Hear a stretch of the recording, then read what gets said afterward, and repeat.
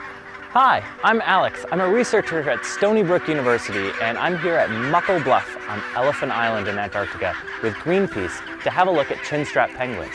We're in the middle of a chinstrap penguin colony right now, and we're hoping that these penguins will give us a better idea of what's going on in the Antarctic ecosystem. Most of Antarctica is covered by ice, which means that most of the life here is in the ocean.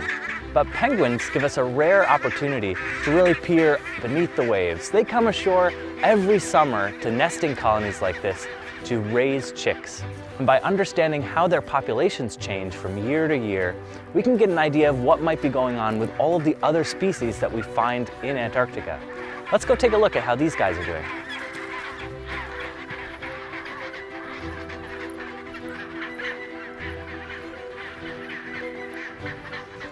To understand the health of a colony, my team splits up and we basically count all of the nesting penguins in the colony.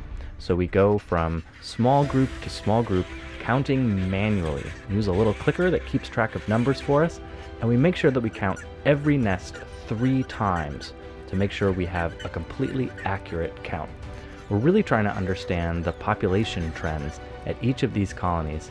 So it's important to be counting nests instead of just adults or chicks that we find. We want to know what the reproductive output is at this colony and how much it might grow in the future.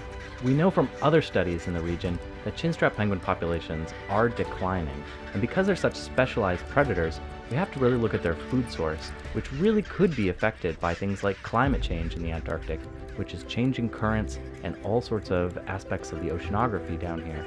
We also have to look at things like commercial fishing. There is a large fishery for Antarctic krill that happens right around this area.